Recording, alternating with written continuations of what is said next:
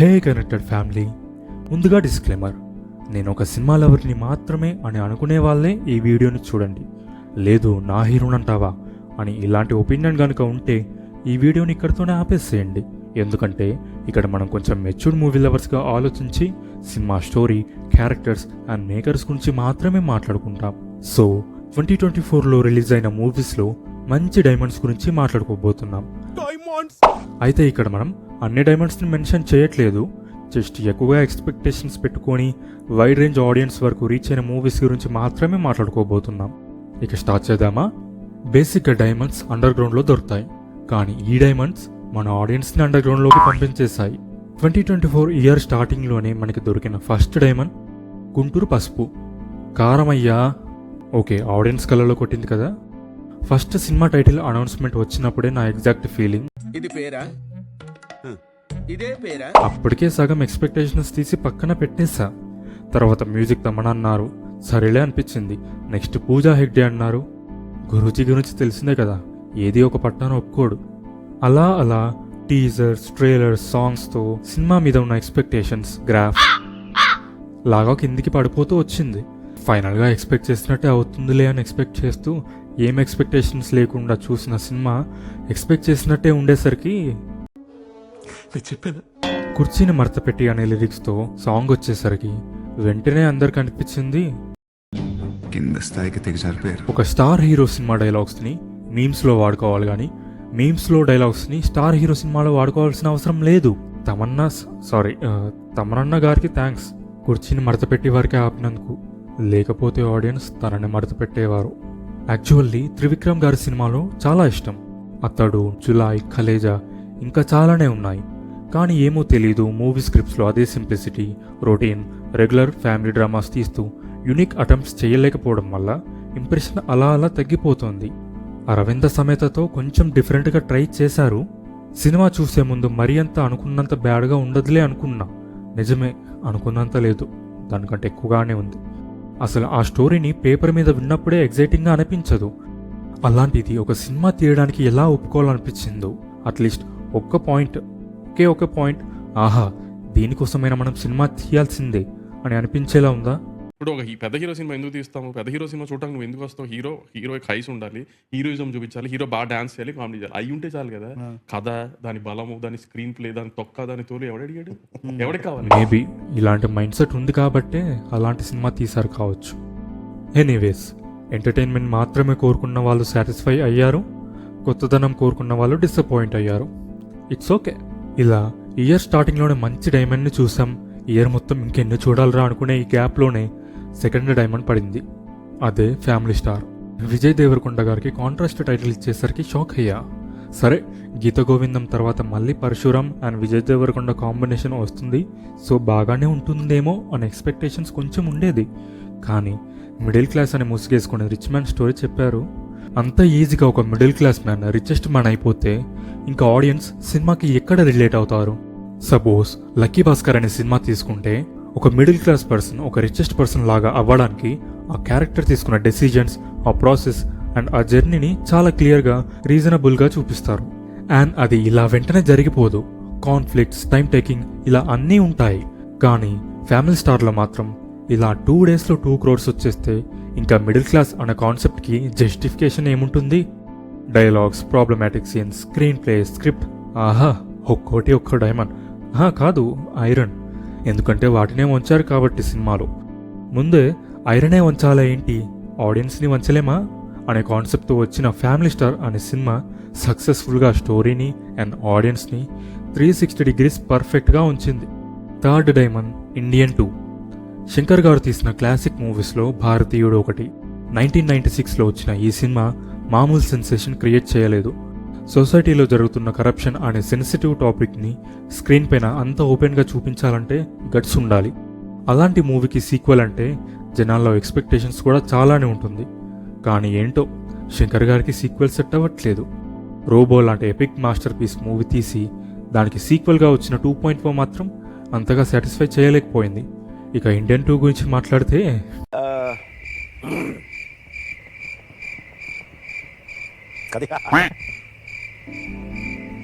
మాట్లాడడానికి కూడా ఏం మాటలు లేవు. శంకర్ గారు మర్మకలని సినిమాలోనే కాకుండా ఆడియన్స్ మీద డైరెక్ట్గా ప్రయోగించారు. రోజు 2 సార్లు ఇలాగే కుదిపి కుమ్మేసి కల్లేసి మెల్లేసి ఊపేసి ఆపండి. సినిమా స్టార్ట్ అయిన నుండి ఎండ్ వరకు ఆ డోస్ పెరుగుతూనే పోయింది కానీ తగ్గలేదు. సినిమా పేరు ఇండియన్ 2 కాకుండా మరమకళ అని పెట్టుండాల్సింది. ఒక్కో సీన్కి ఒక్కో కళ, దానివల్ల వచ్చే రియాక్షన్స్ చూస్తుంటే సీన్స్ కోసం కళ రాసుకున్నారా లేక కళల కోసం సీన్స్ రాసుకున్నారా అని అనిపిస్తుంది. ఏ ఒక్క సీన్ ఇంపాక్ట్ క్రియేట్ చేయదు ఎక్సెప్ట్ క్లైమాక్స్. సినిమాలోని క్యారెక్టర్స్ ఇండియన్ రావాలి అంటుంటారు. అదేంటో అర్థం కాదు. వాళ్ళందరూ పాకిస్తానా లేక ఉజ్బెకిస్తానా? వాళ్ళందరూ ఇండియన్స్ కాదా లేక తాత పేరే ఇండియనా? సినిమా మొత్తంలో ఇది స్టోరీ అని చెప్పడానికి లేదు. జస్ట్ ఒక సెట్ ఆఫ్ ఈవెంట్స్ అలా అతికించి కామన్ టెంప్లెట్, అంటే ఎవరో ఏదో తప్పు చేస్తారు, తాత వస్తాడు మసాజ్ చేసి వెళ్తాడు అంతే. దీనికి మళ్ళీ పార్ట్ 3 అని చూపించారు. పార్ట్ 3లో స్టోరీ ఉంటే అసలు పార్ట్ 2 తీయాల్సిన అవసరమే లేదు. క్లైమాక్స్లో back 90s Senapathi character and setup కనిపిస్తుంది. అట్లీస్ట్ అందులో అయిన స్టోరీ ఉంటుందని ఎక్స్పెక్ట్ చేస్తున్నా. 4th diamond double smart. లైగర్ తర్వాత ఇంకో లైగరే వస్తుంది కానీ టైగర్ వస్తుందా?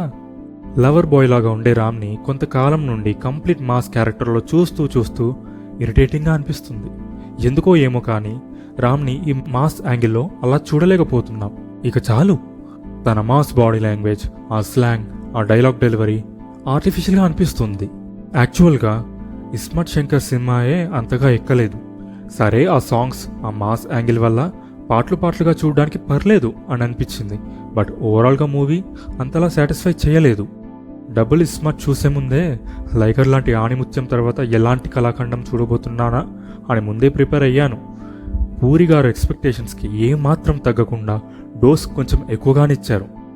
సింక్ లేని సాంగ్స్, సింక్ లేని కామెడీ, సింక్ లేని క్యారెక్టర్స్, సింక్ లేని యాక్షన్స్తో మొత్తానికి ఆడియన్స్ని సింక్లో ముంచారు పూరి గారు. అదే రొటీన్ టెంప్లెట్ని పోకిరి నుండి ఫాలో అవుతూ ఆడియన్స్కి చిప్పిపోయేలా చేస్తున్నారు. పూరి జగన్నాథ్ గారి ఒకప్పటి మూవీస్లో మంచి మాస్, కమర్షియల్ ఎలిమెంట్స్ ఇవన్నీ పక్కన పెడితే కామన్గా ఉండే పాయింట్ ఏంటంటే సినిమా చూస్తున్నంతసేపు బోర్ కొట్టదు.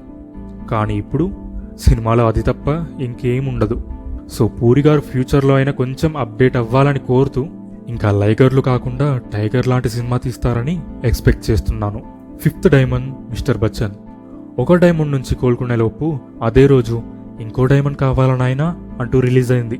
తెలుసు ఇలా జరుగుతుందని ముందే తెలుసు, అయినా మనం ఊరుకుంటామా? అది మన వీక్నెస్. అట్లీస్ట్ ఏదో ఒక పాయింట్లో అయినా సాటిస్ఫై అవుతామనే ఒక చిన్న హోప్తో. బట్ అనుకుందే జరిగింది. రేడ్ రీమేక్ అని చెప్పి ఇంకేదో తీశారు హరిశంకర్ గారు. బయట ఆయన ఇచ్చే కాన్ఫిడెన్స్ స్పీచెస్కి సినిమాలో కనిపించే ఆయన వర్క్కి ఎటువంటి సంబంధము ఉండదు. హానెస్ట్గా చెప్పాలంటే రవితేజ గారి సినిమా చూసే ముందు ఎలాంటి హోప్స్ పెట్టుకోకుండా సినిమా ఎలా ఉండబోతోందో అని ముందే మైండ్ని ప్రిపేర్ చేసుకోవాలనిపిస్తుంది. ప్రిపేర్ అయిన టాపిక్ ఎగ్జాక్ట్గా ఎగ్జామ్లో వస్తే ఎంత హ్యాపీగా అనిపిస్తుందో సినిమా చూసిన తర్వాత అలాగే అనిపిస్తుంది. He never disappoints to disappoint us. ఇది తన పాస్ట్ కంటిన్యూస్గా వచ్చే వర్క్స్ని చూస్తుంటే క్లియర్గా అర్థమవుతుంది. రవితేజ గారి మూవీస్లో లాస్ట్గా అందరినీ సాటిస్ఫై చేస్తున్న మూవీ రాజా ది గ్రేట్ అనే చెప్పాలి. ఆ తర్వాత వచ్చిన మూవీస్ అన్నీ వచ్చాయా అంటే వచ్చాయి అంతే. కంటిన్యూస్గా రీమేక్లతో హరిశంకర్ గారు, కంటిన్యూస్ డైమండ్స్తో రవితేజ గారు ఒకేసారి కొలాబరేట్ అయ్యి మన మీద రైట్ చేశారు. Unwanted glamour, illogical action sequences, flavourless drama, non exciting screen play, ఆహా, ఇలా ప్రతి ఒక్క ఆస్పెక్ట్లో డైరెక్ట్ ఆడియన్స్ మీద రేట్ చేశారు హరిశంకర్ గారు.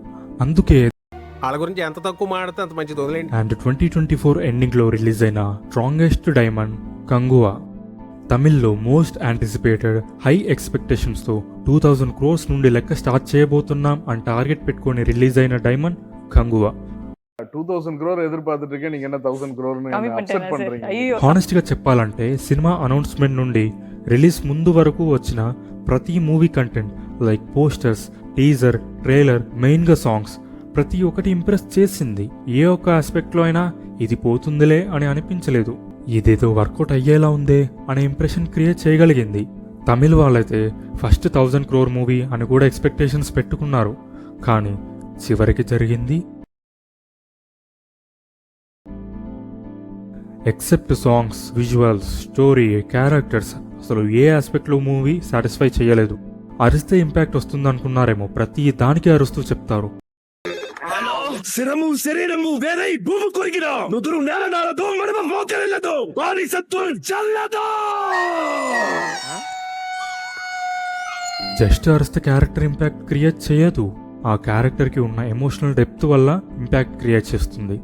మూవీ మొత్తానికి ఉన్న స్ట్రెంగ్త్స్ ఇద్దరు, ఒకరు సూర్య గారు, ఇంకొకరు డిఎస్పి గారు.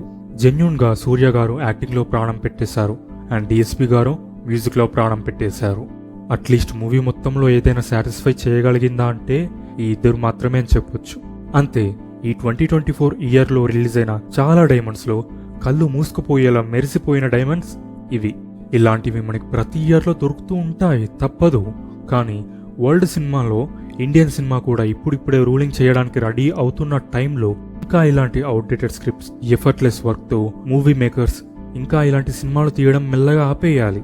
స్టోరీ ఎంత సింపుల్ అయినా స్క్రీన్ ప్లే అండ్ డ్రామాతో ఇంప్రెస్ చేసిన మూవీస్ చాలానే ఉన్నాయి. అట్లీస్ట్ ఎక్స్పీరియన్స్డ్ డైరెక్టర్స్ కాస్త టైం తీసుకున్నా పర్లేదు, మంచి స్క్రిప్ట్స్తో ఫ్యూచర్లో ఆడియన్స్ని ఎంటర్టైన్ చేసేలా, ప్రౌడ్గా ఫీల్ అయ్యేలా మూవీస్ తీస్తారు అని ఎక్స్పెక్ట్ చేస్తూ that's all for this video. నెక్స్ట్ వీడియోలో మళ్ళీ కనెక్ట్ అవుదాం. Until then stay connected with hey connected.